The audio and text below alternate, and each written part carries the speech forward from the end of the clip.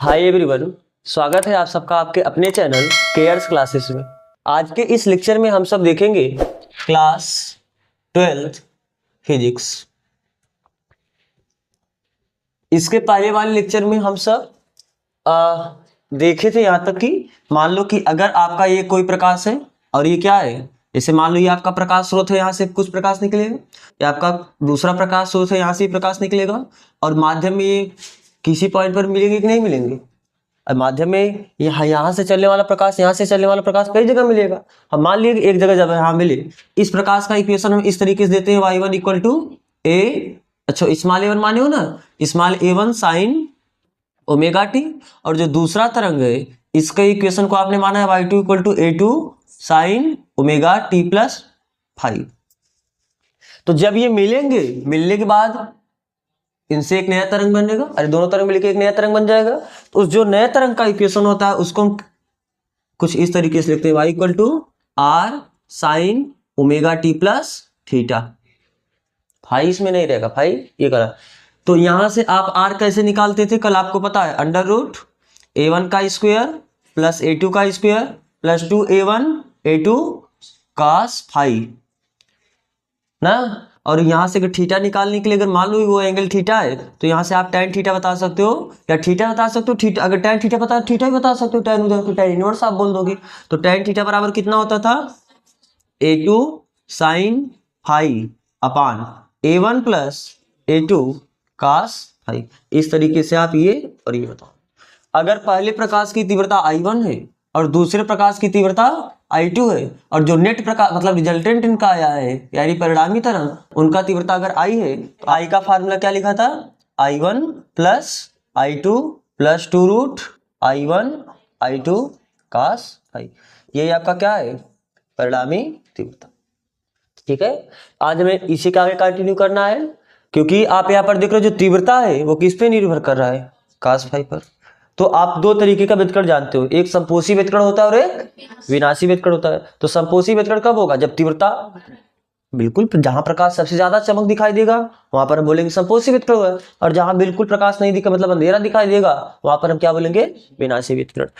तो चूंकि आप हम ये केवल फार्मूला लिख रहे हैं, I बराबर कितना, I1 plus I2 plus 2 root I1 I2 cos phi. आपने यहां तक लिखा था, आपने इसको कुछ समीकरण माना है, इसको कोई समीकरण नाम नहीं दियो। इसके पहले तक आपने कितना समीकरण माना है, 8 तक मान चुके हो। चलो ठीक है, आप इसे समीकरण 9 मान लो। ठीक, तो अब आप एक लाइन पहले लिख लो, फिर हम संपोषी और विनाशी हेडिंग डाल करेंगे। चूंकि परिणामी तीव्रता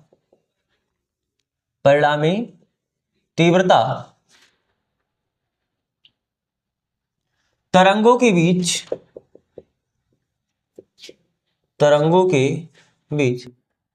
या आप केवल वैसे उसी के नीचे वैसे लिखना, चूंकि मत लिखना। परिणामी तीव्रता तरंगों के बीच कालांतर पर निर्भर करता है, कालांतर पर निर्भर करता है। ठीक, चलो अब हेडिंग आप डालो संपोषी व्यतिकरण। संपोषी व्यतिकरण, तो इसमें हम संपोषी व्यतिकरण का परिभाषा पढ़ेंगे नहीं, संपोषी व्यतिकरण विनाशी व्यतिकरण का परिभाषा पहले कर चुके हो। यहां पर अब हम बस इसी फार्मूला को आगे बढ़ाएंगे संपोषी व्यतिकरण के लिए और इसी फार्मूला को आगे बढ़ाएंगे विनाशी व्यतिकरण के लिए। तो संपोषी व्यतिकरण का मतलब क्या होता है, संपोषी व्यतिकरण कब होता है, जहां पर तीव्रता अधिकतम। तो संपोषी व्यतिकरण के लिए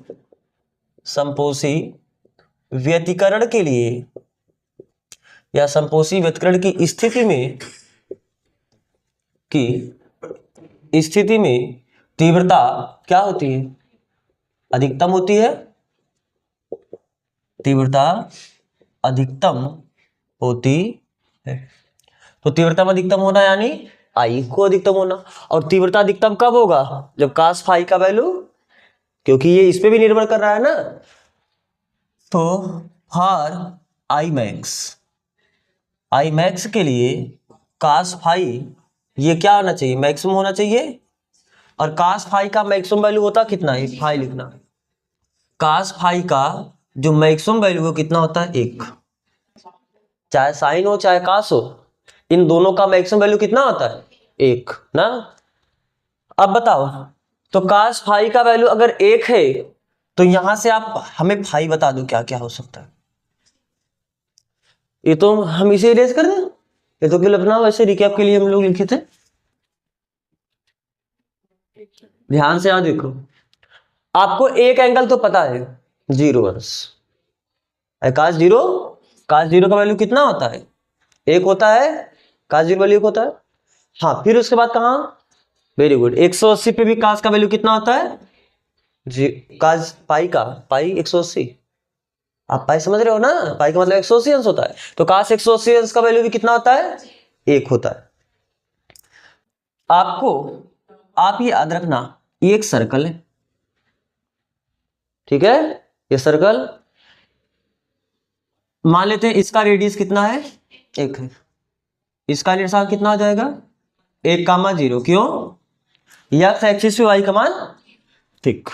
यहां पर बताओ 0,1, क्योंकि वाई एक्सिस पे एक्स का मान 0 होता है, ठीक है। यहां पर -1,0 और यहां पर 0,-1।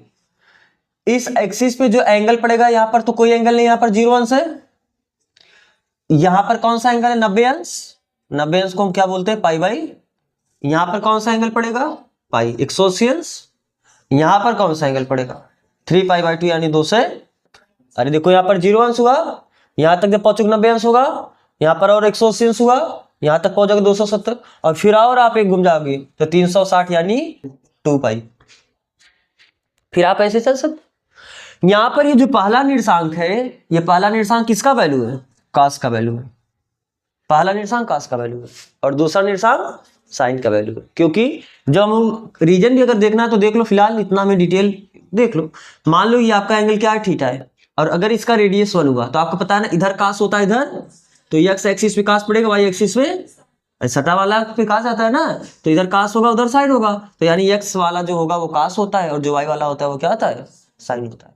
तो आओ अब आप यहां से बताओ, क्योंकि आपको कास का वैल्यू क्या चाहिए? कास फाई का वैल्यू कितना चाहिए बल?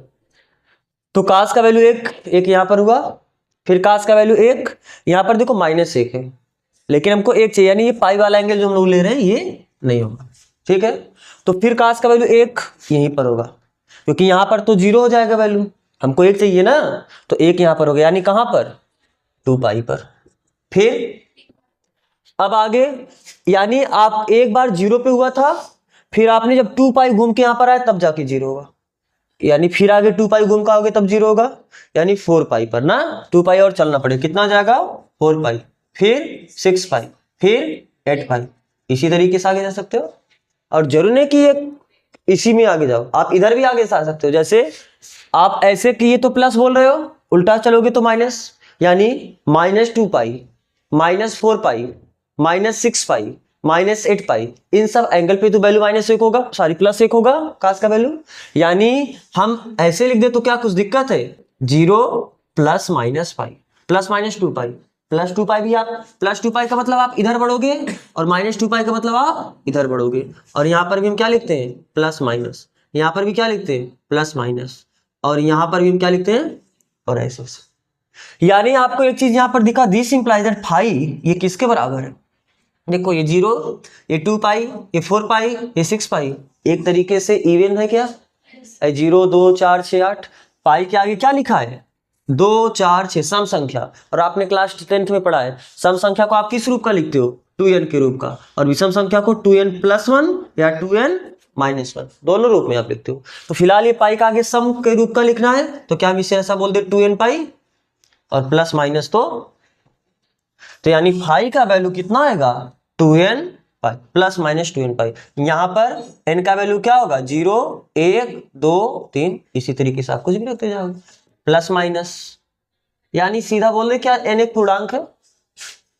अरे बोलो, n का वैल्यू पूर्णांक ही होगा ना, यहाँ पर जो n है ये पूर्णांक होना चाहिए। अगर हम लोग आप अगर समझ पा रहे हो तो आप ऐसे भी लिख सकते हो, n belong to z, n आपका एक पूर्णांक होना चाहिए, z का मतलब z पूर्णांक है, तो यहाँ पर आप 0 रखोगे तो आपको ये मिल जाएगा, +1 रखोगे तो आपको 2 पाई मिलेगा, और n का वैल्यू -1 रखोगे आपको -2 पाई मिलेगा। एन का वैल्यू आप 2 रखोगे, 2 दूनी 4 पाई मिल जाएगा, एन का वैल्यू -2 रखोगे -4 पाई मिल जाएगा। तो बात समझ आ रही नहीं समझ आ रही? तो इस तरीके से आपको याद भी रखना है कि समपोषी व्यतकरण के लिए कलांतर 2n पाई होता है। बात समझ आ रहा है ना? याद रखना, समपोषी व्यतकरण के केस में कलांतर कितना होता है? 2n पाई। अब इतना ही नहीं और आ गया। एक चीज से और आप परिचित हो जाओ, पथांतर। क्लास 11 में नाम सुने हो पथांतर का ना? कलांतर होता है और एक क्या होता है? पथांतर। कलांतर को हम लोग किससे दर्शाते हैं? फाई से दर्शा देते हैं, कहीं कहीं डेल्टा फाई से भी दर्शा दिया जाता है। आपको ऐसा मिलेगा तब ये कलांतर ही है। और पथांतर को हम लोग डेल्टा एक्स से दर्शाते हैं। वहां पर आपको एक रिलेशन बताया गया था कि ध्यान से देखना, कलांतर बटे कलांतर का मतलब एंगल्स होता है। तो एंगल में एक पूरा एंगल 2 पाई, एक पूरे सर्कल में 2 पाई का एंगल बनता है। ये केवल याद रखने का तरीका बता रहे हैं और ये होता भी है रिलेशन, ऐसा नहीं केवल याद रखने का ये तरीका है। ये कलांतर बटे पूरा एंगल, कलांतर एंगल को रिप्रेजेंट करता है पूरा एंगल। पथांतर बटे पूरा, पथांतर क्या दूरी को रिप्रेजेंट करता है। और जब कोई अपना वेव एक सर्कल कंप्लीट करता है तो उसके द्वारा जो चली गई दूरी होती है उसी को तरंगदैर्घ्य करते हैं, उसको किससे डिनोट करते हैं? लैम्डा से। तो ये रिलेशन आप याद रखना कि कलांतर बटे 2 पाई बराबर होता है पथांतर बटे। तो अगर हमको यहाँ से पथांतर चाहिए डेल्टा एक्स, तो डेल्टा एक्स बराबर क्या हम ऐसे बोल सकते हैं? डेल्टा फाई अपान 2 पाई इंटू लैम्डा। अरे ये भाग उधर जाके क्या आ जाए? गुणा। तो इस रिलेशन को आप डायरेक्ट याद रखो। बात समझ में आ रहा है ना? तो हम यहाँ पर अब डायरेक्ट इस रिलेशन का यूज कर रहे हैं, तो इसे मिटा रहे हैं फिर हम। याद हो गया? रिलेशन देख लो एक बार। जो पथांतर डेल्टा एक्स क्या पथांतर, पथांतर होता क्या समझ रहे? ध्यान से सुनो, पथांतर का शब्द पे जाओ, पथांतर, पथ में अंतर। जैसे मान लो कि एक तरंग ये है और एक तरंग ये है, ठीक है? और ये तरंग चल के यहाँ पर पहुंचा और ये तरंग चल के यहाँ पर पहुंचा, तो ये कुछ दूरी चला और ये कुछ दूरी चला, तो दोनों के द्वारा चले गए पथ में अंतर आएगा नहीं आएगा? तो ये इनके द्वारा जो चले गए पथ में, जैसे मान लो ये 2 है और ये 10 है, मान लो 10 है, तो अगर ये 2 है ये 10 है, तो इनके बीच का अंतर यही इतना होगा कि नहीं होगा? 8 का। ये क्या है? पथांतर। पथांतर का मतलब पथ में अंतर, यही पथांतर। तो अब ध्यान से सुनो, फिर वही हम बात कर रहे हैं, तो आप इस रिलेशन को याद रखना, हम डायरेक्ट अब इसका यूज करेंगे। तो चूंकि पथांतर, पथांतर यानी डेल्टा एक्स, ये किसके बराबर होता है? डेल्टा फाई अपान 2 पाई इंटू लैम्डा। जहां लैम्डा क्या है? तरंगदैर्घ्य। किसका तरंगदैर्घ्य? अरे तरंग का, प्रकाश एक तरंग है ना, प्रकाश ही तो लेके चल रहे हो, तो उस प्रकाश का जो तरंगदैर्घ्य होगा वही आपका क्या है? लैम्डा। बात समझ आ रहा है? अब आओ, तो पथांतर बराबर आपने रिलेशन देखा। अब ध्यान से बताओ, तो this implies that delta x बराबर, अभी आपने क्या देखा? डेल्टा फाई या फाई, एक ही बात है ना। यहाँ पर फाई हमने कलांतर को रिप्रेजेंट किया है, यहाँ पर डेल्टा फाई को कलांतर, बात एक ही है दोनों, अभी आपको बताया यहाँ पर। तो डेल्टा फाई की जगह हम प्लस माइनस 2n पाई लिख सकते हैं क्या? तो बोलो यहां से, तो this implies that delta x बराबर कितना हुआ? प्लस माइनस 2n पाई अपान 2 पाई इंटू, तो क्या पाई से पाई, 2 से 2, तो यहां से आपको एक बात मिला, डेल्टा एक्स बराबर प्लस माइनस n लैम्डा। और n का वैल्यू क्या है? वही n बराबर 0 plus minus 1 plus minus 2 plus minus 30, यानी बोले तो इंटीजर, पूर्णांक। बात समझ आ रहा है ना? तो ये भी आप याद रखना। तो अब बताओ, क्या ये आप काफी कर चुके हो? अगर आपको लिखना हो कहीं आप साइड में इसे कर सकते हो। तो अब ध्यान से देखो, अगर कभी आपको बोल दिया गया 2 प्रकाश है और 2 प्रकाश एक पॉइंट पर मिला, और इस पॉइंट पर तब मिला जब इनके बीच कलांतर 8 पाई है, तो बताओ वहां पर समपोषी व्यतकरण हुआ या विनाशी व्यतकरण? बिना जिसके बताओगे समपोषी व्यतकरण, क्योंकि आप इसे 4 इंटू 2 पाई लिख सकते हो कि नहीं लिख सकते हो? है? या सीधा देखो, ये पाई का इवन मल्टीपल है और पाई का समगुणज है।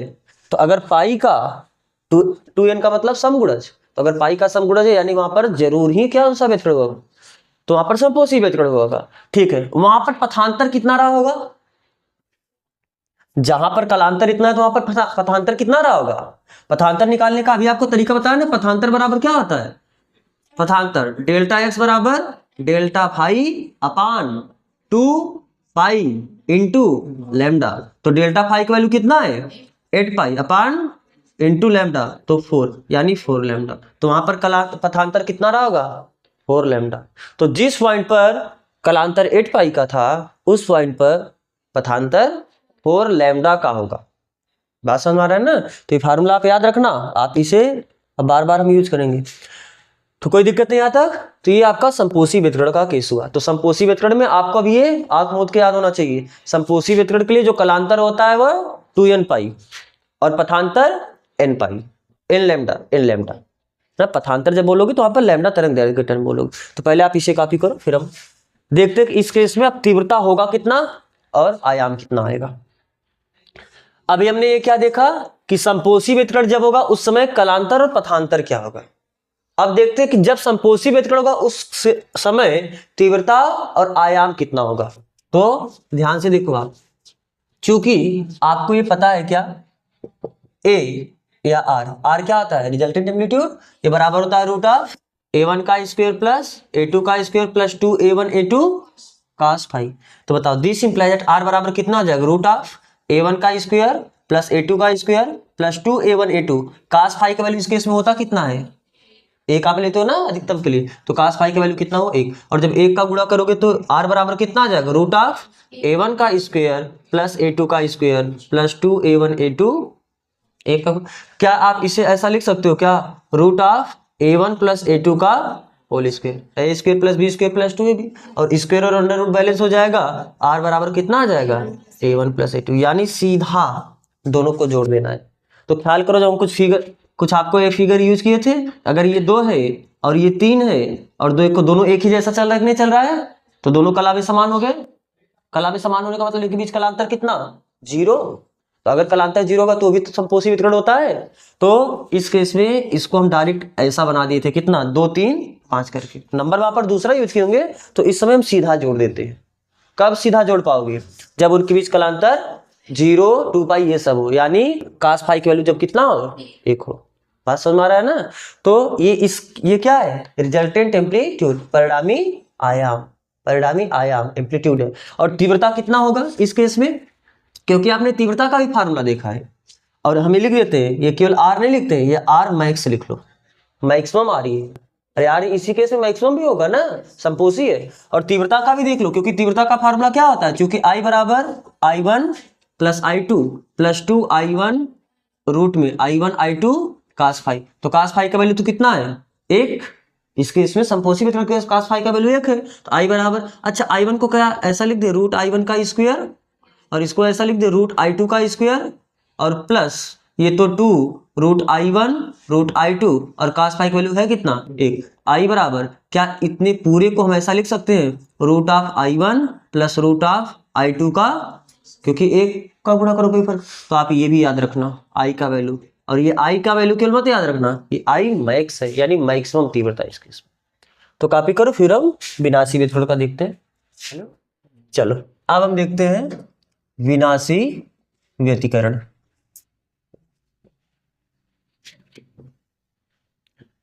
तो विनाशी व्यतिकरण का मतलब, विनाशी व्यतिकरण की स्थिति में, विनाशी व्यतिकरण की स्थिति में,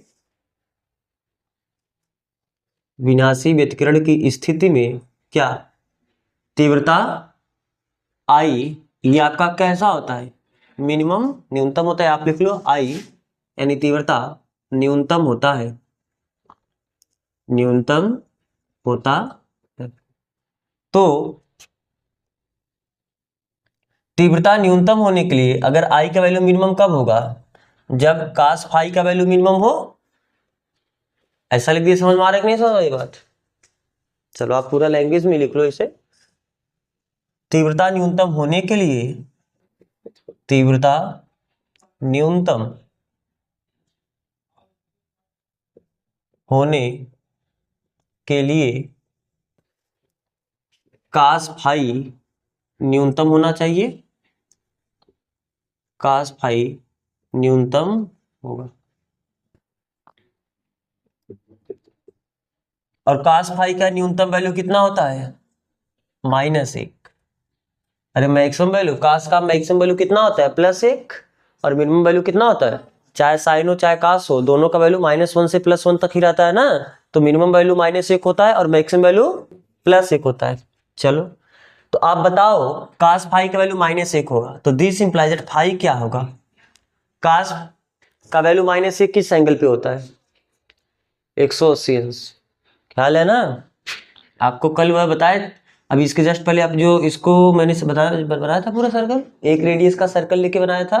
तो यहाँ पर आपको बताया था कि यहाँ पर -1 0 कामा -1 सॉरी -1 कामा 0। तो यक्स का जो वैल्यू होता है वो कौन सा निर्देशांक होता है? वो कास को रिप्रेजेंट करता है साइन को? कास को। जो यक्स वाला होता है वो कास को रिप्रेजेंट करता है, जो वाई वाला होता है वो साइन को रिप्रेजेंट करता है। तो ये कास का वैल्यू -1 यहाँ पर हो, बात समझ आ रहा है ना? तो यानी यहाँ पर एंगल कितना पड़ा था, आप उसको अगर देखना चाहो तो देखते रहो। तो ये कितना है? पाई। अब फिर -1 कहाँ होगा? यक्स का वैल्यू, क्योंकि कास का वैल्यू मतलब यक्स वैल्यू। तो बताओ -1 और कहीं होगा? कहाँ? यहाँ पर। ये तो वहां पर y का वैल्यू, क्योंकि यहाँ पर जब निर्देशांक आप ये सर्कल बनाओगे तो यहाँ पर निर्देशांक कितना होगा? 0 का -1, ये y का वैल्यू -1 हुआ। हमको कास का वैल्यू -1 चाहिए, यानी x का वैल्यू। तो यही पर होगा, यानी केवल और केवल कहाँ पर? पाई पर। बात समझ में आ रहा है कि नहीं समझ आ रहा है? तो अगर ये पाई है तो फिर अब यहाँ से घूम के फिर यही आ जाओगे, यानी पूरा 360 घूमोगे। फिर 360 घूमने का मतलब 2 पाई घूमना, 360 हर्ट्ज, 360 मतलब 2 पाई। तो पहला एंगल पाई पे हुआ, तो अगला 2 पाई और घूमोगे तो 3 पाई हो जाएगा। 2 पाई का मतलब 360 हर्ट्ज ना। तो अगर आपको पाई पे -1 मिला है तो आप 2 पाई और घूमोगे, तो यानी पाई प्लस 2 पाई यानी 3 पाई हो जाएगा। फिर आप फिर 2 पाई घूमोगे तो फिर आपका कौन सा एंगल मिले? तो यानी आप यहाँ से बता सकते हो फाई बराबर कितना आ जाएगा, यानी पहला एंगल आपको क्या मिला। अब अगला 3 पाई, अगला 5 पाई, फिर इसी तरीके से आपका चलता। अगर लिखना है तो इसे मैं ऐसे भी लिख सकते हैं क्या? 8 मल्टीपल ऑफ पाई। अब देखो पाई का 1 गुना है, ये पाई का 3 गुना है, ये पाई का 5 गुना है, पाई का 7 गुना है। तो 8 मल्टीपल नहीं चल रहा है कि नहीं चल रहा है? तो 8 मल्टीपल को आपने क्लास 10 पढ़ा है, इवन को आप 2n लिखते हो, 8 को आप 2n प्लस लिखते हो, या आप इसे 2n - 1 भी लिख सकते हो, क्योंकि 8 नंबर आपका 8 नंबर को लिखने का तरीका ये भी है। बात समझ में आ रहा है? लेकिन यहाँ पर अगर आप ये लिखोगे तो यहाँ पर n का वैल्यू 0 से स्टार्ट कर सकते हो यहाँ पर, और आप ये लिखोगे तो n का वैल्यू 0 से स्टार्ट नहीं होगा। क्यों? क्योंकि जब इसमें n का वैल्यू 0 रखोगे तो 0 + 1 पाई होगा, तो आपको पाई मिल जाएगा। लेकिन जब यहाँ पर n का वैल्यू 0 रखोगे तो 0 - 1 पाई मिलेगा, जबकि हमको स्टार्ट कहाँ से करना है? प्लस पाई से। तो यानी जब आप याद रखना तो आप फिक्स कर लो अभी से, चाहे आप ये लेके चलो चाहे आप ये लेके चलो। लिखने के लिए भी दोनों लिख दे रहे हैं, आप अपना डिसाइड कर लेना आपको क्या लेके चलना है। तो n बराबर अगर 2n प्लस लोगे तो 0 ले सकते हो, n का मान 0 1 2 इसी तरीके से आपका आगे बढ़ता रहेगा। लेकिन जब 2n - 1 लोगे तब आपको कहाँ रखना है? 1 से ना, 2 1 के 2 -1 तब प्लस मिलेगा। अगर 0 रख दोगे तो माइनस पाई मिल जाएगा। तो इनका वैल्यू यहाँ से क्या होगा? 1 2 3 4 इस तरीके से। तो ये आपका क्या हुआ? कलांतर। एक काम करो फिर हम यही लेके चलते हैं। क्यों? सब यही लेके चलते हैं क्योंकि इसके पहले वाले जब संपोषी व्यतिकरण पढ़े थे तो वहां पर भी आपने 0 से स्टार्ट किया है। हमारा आदत बना रहेगा 0 से लेने के लिए, इसलिए हम इस तरीके से लिख देंगे। बात समझ आ रहा है ना? चलो, तो पथांतर ये तो हुआ कलांतर। अब आपको पथांतर अभी रिलेशन पढ़े। पथांतर को किससे डिनोट करते हो? Delta x. और पथांतर होता क्या है? कलांतर अपान 2 पाई। चलो कलांतर को हम डेल्टा फाई यहाँ पर लिख देते फार्मूला में, अपान 2 पाई इंटू लैम्डा। तो यहां से बताओ डेल्टा एक्स बराबर कितना आ जाएगा?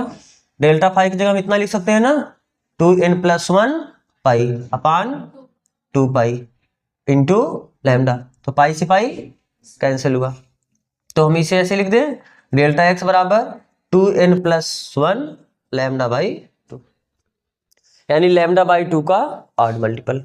लैम्डा बाई 2 का 8 मल्टीपल होने का मतलब क्या है? क्योंकि यहाँ पर भी n का वैल्यू तो वही है, n का वैल्यू 0 1 2 3। तो जब n बराबर आप 0 रखोगे तो यहाँ से क्या मिलेगा? डेल्टा एक्स बराबर n बराबर 0 रखो तो 1 बचेगा केवल। जब n की जगह 0 रखोगे 2 में 0 का गुणा करोगे पूरा 0 हो जाएगा, और 0 में 1 जोड़ोगे 1 ही मिलेगा। लैम्डा बाई 2 में 1 का गुणा करो कितना मिलेगा? Lambda by 2। जब n का वैल्यू 1 रखोगे 3 तो 3 लैम्डा बाई 2, फिर 5 लैम्डा बाई 2, फिर 7 लैम्डा बाई 2, और इसी तरीके से आपका आगे बढ़ता रहेगा। बात समझ आ रहा है ना? तो संपोषी व्यतिकरण के लिए आपका क्या रहा? संपोषी व्यतिकरण के लिए जो कलांतर था वो 0 2 पाई 4 पाई 6 पाई, यानी पाई का इवन मल्टीपल था। लेकिन विनाशी व्यतिकरण के लिए जो कलांतर आया वो कितना आया? 8 मल्टीपल, यानी केवल पाई 3 पाई 5 पाई 7 पाई। बात समझ में आ रहा है ना? इसको मैं ऐसे लिखते हैं क्या? 2n पाई, और इसको क्या लिखते हैं? 2n+1 पाई। संपोषी वितरण के लिए जो आपका पथांतर आया था डेल्टा एक्स, वो एन लैम्डा आया था। एन लैम्डा का मतलब लैम्डा, एन का वैल्यू आप 1 2 3 4 5 कुछ भी, जीरो भी रख सकते हो, संपोषी में आप जीरो भी रख सकते हो। तो सबसे पहला जीरो, एन का वैल्यू 1 रखोगे तो लैम्डा, एन का वैल्यू 2 रखोगे तो 2 लैम्डा, 3 लैम्डा, 4 लैम्डा, इसी तरीके से आगे बढ़ता रहेगा। लेकिन विनाशी वितरण के लिए अभी आपने देखा डेल्टा एक्स बराबर क्या आया, odd multiple of lambda by 2, lambda by 2 का विषम गुणज, ऑड मल्टीपल का मतलब विषम गुणज। और जब n का वैल्यू आप इसमें 0 रखोगे तो लैम्डा बाई 2 आएगा, जब n का वैल्यू 1 रखोगे 3 लैम्डा बाई 2, फिर 5 लैम्डा बाई 2, फिर 7 लैम्डा बाई 2, इस तरीके से आपका ये बढ़ता रहेगा। तो याद रहेगा ये चीज ना, संपोषी वितरण के लिए कालांतर आपका पाई का इवन मल्टीपल, विनाशी वितरण के लिए कालांतर आपका पाई का ऑड मल्टीपल, यानी ये सम गुणज और इसमें विषम गुणज। इसमें लैम्डा का n गुना होता है और इसमें लैम्डा बाई 2 का ऑड गुना होता है, यानी 2n+1। ठीक है, तो पहले आप ये कॉपी करना है, आप इसे कॉपी करो। फिर हम देखते हैं कि विनाशी वितरण की स्थिति में तीव्रता हुआ क्या। अभी हमने देखा कि किस स्थिति में विनाशी वितरण होगा, और फिर हम देखेंगे कि उस स्थिति में तीव्रता और परिणामी आयाम कितना होगा। चलो अब हम देखते हैं कि इस स्थिति में तीव्रता और परिणामी आयाम कितना होगा। क्योंकि आपको पता है, क्योंकि आप जस्ट जहां तक लिखो इसके नीचे लिखना, क्योंकि आपको पता है ना आर बराबर क्या होता है, रूट ऑफ a1 का square plus a2 square plus 2a1 a2 cos phi, और r बराबर रूट ऑफ, इस स्थिति में cos फाई का वैल्यू है कितना, -1, यानी a1 का स्क्वायर प्लस a2 का square plus 2a1 a2 cos phi का वैल्यू कितना है, -1। तो r बराबर कितना आएगा, रूट ऑफ a1 का स्क्वायर प्लस a2 का square plus minus 2a1 a2, r बराबर रूट ऑफ, इसको हम क्या लिख सकते हैं, a1 माइनस a2 का स्क्वायर, और ये कैंसिल हो जाएगा, r बराबर क्या आ जाएगा, a1 माइनस a2। यानी इस स्थिति में, और आपने कल क्या पढ़ा था, जो अभी इसके जस्ट पहले संपोषी वितरण की स्थिति में r बराबर a1 प्लस a2 आ जाए। संपोषी वितरण की स्थिति में भी आपने देखा ना कि जो परिणामी तीव्रता है वो कितना, तो दोनों जुड़ जाता है। लेकिन अब देखो विनाशी वितरण की स्थिति में दोनों, जैसे जब दोनों वेक्टर के बीच एंगल 0 होता है, दोनों वेक्टर का परिणामी सीधा जोड़ देते हैं, और दोनों वेक्टर का जब घटाना होता है सीधा घटा देते हैं, या उनके बीच जब 180 अंश का एंगल होता है तो भी घटा देते हैं सीधा। ये तो हुआ किसका फार्मूला, परिणामी तीव्रता का। और ये क्या होता है, मिनिमम, ये मिनिमम, तीव्रता भी मिनिमम होता है, आयाम भी मिनिमम। संपोषी वितरण की स्थिति में तीव्रता तो मैक्सिमम होता था और आयाम भी मैक्सिमम होता है, और विनाशी वितरण की स्थिति में तीव्रता भी मिनिमम होता है और उसका आयाम भी मिनिमम होता है। बात समझ में आ रहा है ना, क्योंकि देखो क्यों ऐसा, क्योंकि आपको पता है आर स्क्वायर बराबर है कितना, a1 square plus a2 square plus 2a1 a2 cos phi. तो आर का वैल्यू मिनिमम कब होगा, जब cos फाई मिनिमम होगा। तो हम यही तो लेके चल रहे हैं ना, cos फाई का वैल्यू मिनिमम हो, cos फाई न्यूनतम की स्थिति लेके चल रहे हैं। तो जब cos फाई न्यूनतम होगा उस स्थिति में आपका आयाम भी न्यूनतम होगा। बात समझ में आ रहा है कि नहीं समझ में आ रहा है। और तीव्रता भी हम बताएं कि जब वेक्टर का हम परिभाषा लिखते हैं तो हम तीव्रता से परिभाषित करते हैं, तीव्रता के आधार पे। लेकिन ऐसा है ना कि आप जो लिखियो बस वही मिनिमम हो, फार्मूला सीधा देखो ना, cos फाई पे निर्भर कर रहा है, तो cos फाई निर्भर होने का मतलब ये भी नहीं। और आपको वहां पर हमने फिगर ही बना के समझाया, जब समझा रहे थे तो आपको मैं फिगर बनाया हूं, कैसे देखो, ये है और ये मान लो आपका कैसा है, ये दूसरा तरंग है, ये आपका पहला तरंग है और आपका दूसरा तरंग है। अगर इसका एम्पलीट्यूड 3 है और मान लो इसका एम्पलीट्यूड 4 है, और जब ये संपोषी वितरण करेंगे, यानी इनके बीच कालांतर जो आपने इसके पहले देखा है 0 हो, 2 पाई हो, 4 पाई हो, 6 पाई हो, यानी पाई का समगुणज हो, इवन मल्टीपल ऑफ पाई हो, तो उस केस में ये सीधा कितना आ जाएगा, 7।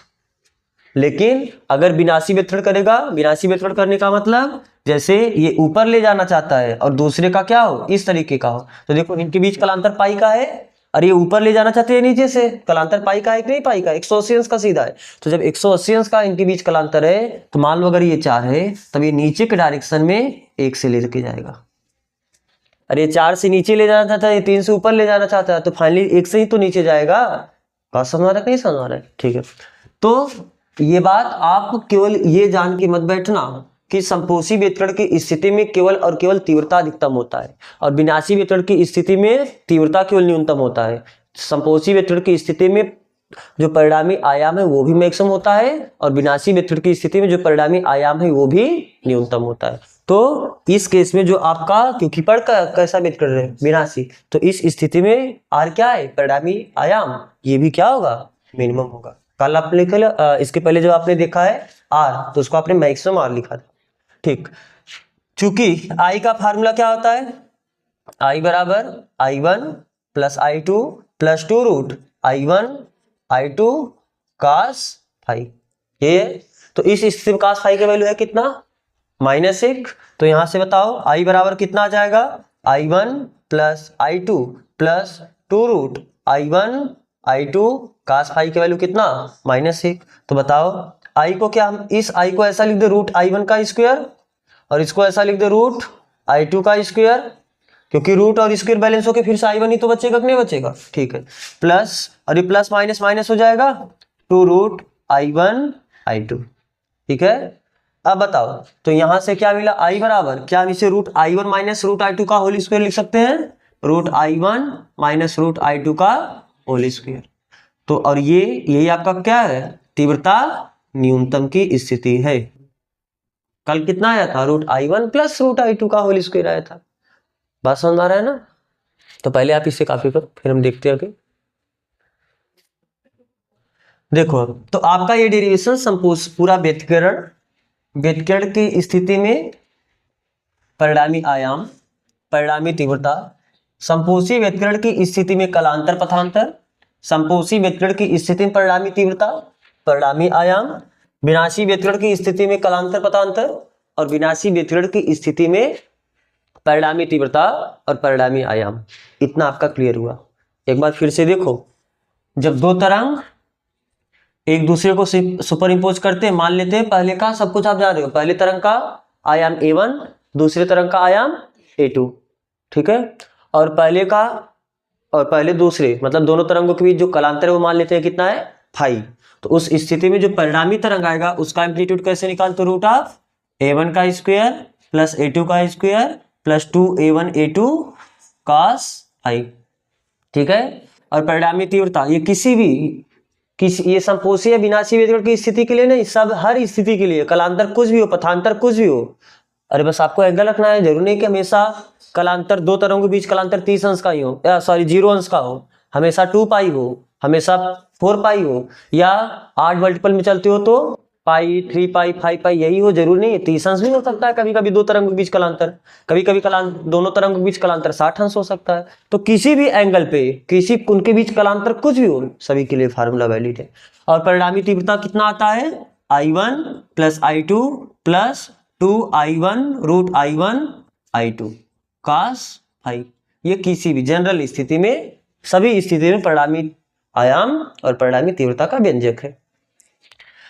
अगर आपसे कोई पूछे आर का वैल्यू मैक्सिमम कब होता है, आर का मैक्सिमम वैल्यू कितना होता है, A1 प्लस A2। आर का मिनिमम वैल्यू कितना, या चलो इसी केस में आई का मैक्सिमम वैल्यू कितना होता है, root I1 plus root I2 का होल स्क्वायर। इसमें थोड़ा संभलना ना, गलती हो सकता है। आर का मिनिमम वैल्यू कितना होता है, A1 माइनस A2। और आई का मिनिमम वैल्यू कितना होता है, root I1 minus root I2 का होल स्क्वायर। ये कब होता है, जब संपोषी व्यतिकरण होता है। और ये कब होता है, जब इस स्थिति में जो आपका कलांतर होता है वह 2n पाई ना, और इस स्थिति में आपका जो कलांतर होता है 2n प्लस 1 पाई। इस स्थिति में जो आपका पथांतर डेल्टा एक्स होता है क्या होता है, n लैम्डा। और इस स्थिति में जो आपका पथांतर होता है 8 मल्टीपल ऑफ लैम्डा बाई 2। यहां पर ये 2 है, ये 3 नहीं है, ये बटे है, हाँ ठीक है, ये 3 नहीं है, ये बटे है चलो ठीक है। तो 8 मल्टीपल ऑफ लैम्डा बाई 2, जहां पर इन दोनों स्थितियों में n का मान हम कितना लेके चले, 0 1 2 ये पूरा, ठीक है। अब आपसे कभी कभी ये पूछता है क्वेश्चन में कि बताओ मैक्सिमम तीव्रता का मिनिमम तीव्रता के साथ अनुपात क्या होगा। तो मैक्सिमम तीव्रता कितना है, मैक्सिमम तीव्रता है कितना, root I1 plus root I2 का whole square upon root I1 minus root I2 का होल स्क्वायर। आपको एक बात पता है ना, क्या जो तीव्रता होती है यह प्रोपोर्शनल होता है किसका, एम्पलीट्यूड के स्क्वायर का, डेरिवेशन एम्पलीट्यूड का, तीव्रता का, इसी से आप आगे बढ़ाए हो। तो जब यहाँ पर प्रोपोर्शनल का साइन हटाते थे तो ये क्या आता था, कांस्टेंट आता था, बोलो। ठीक है, हमको रूट वहां पर दिख रहा है, क्या दिख रहा है, तो क्या हम यहां से ऐसा लिख सकते हैं क्या, आई अपान के इक्वल टू ए स्क्वायर, और स्क्वायर क्या आ जाएगा, अंडर रूट, यानी अंडर रूट आई बराबर हम क्या लिख सकते हैं, अंडर रूट के ए, बोलो हाँ। अरे इसका भी अंडर रूट है, इसका भी अंडर रूट है, ये अंडर रूट उधर जाके गुणा हो जाएगा। तो यानी जहां रूट i1 है तो रूट i1 की जगह अगर यहाँ पर i1 होगा तो यहाँ पर a1 लिखोगे, यहाँ पर i2 होगा तो यहाँ पर a2 लिखोगे, और यहाँ पर केवल i होगा यानी परिणामी तीव्रता, तो यहाँ पर परिणामी आयाम यानी r लिखोगे। परिणामी आयाम को हम लोग r मान के चल रहे हैं, बात समझ आ रहा है ना। तो ठीक, तो रूट i1 की जगह यहाँ से देखो बताओ कितना हो जाएगा, i1 होगा तो यह कितना हो जाएगा, रूट के a1 प्लस i2 की जगह, रूट i2 की जगह क्या लिख सकते हैं, रूट के a2, इसका स्क्वायर अपान रूट i1 की जगह वही रूट के a1 और रूट i2 की जगह रूट के a2, इसका क्या होल स्क्वायर। क्या रूट के ऊपर से कॉमन ले और रूट के नीचे से कॉमन ले तो दोनों तो कैंसिल हो जाएगा, बोलो रूट के कॉमन लोगे और रूट के नीचे से कॉमन लोगे तो रूट के कैंसिल हो जाएगा ना। तो यहां पर बचा कितना, a1, और वहां पर क्या बचा, a2 का होल स्क्वायर अपान यहां पर क्या बचा, a1 माइनस a2 का होल स्क्वायर। बात समझ आ रहा है ना।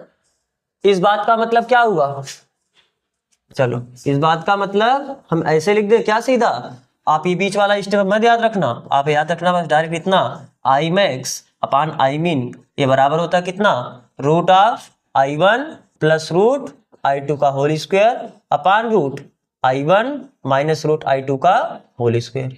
जहां रूट i1 है वहां पर आप केवल a1 लिखना, और जहां रूट i2 है वहां पर आप क्या लिखना, a2, तो इसका square upon a1 minus a2 का स्क्वायर। कंफ्यूज तो नहीं होगे ना, कहाँ रूट है कहाँ रूट नहीं है। आप जितने भी फार्मूला देख रहे हो सब फार्मूला में केवल i के पास रूट है, देखो यहाँ पर भी इसमें रूट नहीं है, अरे ये तो पूरे फार्मूले में अंडर रूट था वो भूलो। यहाँ पर देखो a1 a2 था लेकिन यहाँ पर रूट i1 i2 है, यहाँ पर देखो केवल a1 a2 है, यहाँ पर root i1 plus root i2 है, और यहाँ पर आपका कितना आया, a1 माइनस a2 था, यहाँ पर रूट आया। बात समझ आ रहा है नहीं समझ आ रहा है, तो इसलिए आप इसको भी याद रखना, अगर लिखना है तो आप ये लिख लो इतना, उसी के नीचे नोट करके आप ये लिख लो।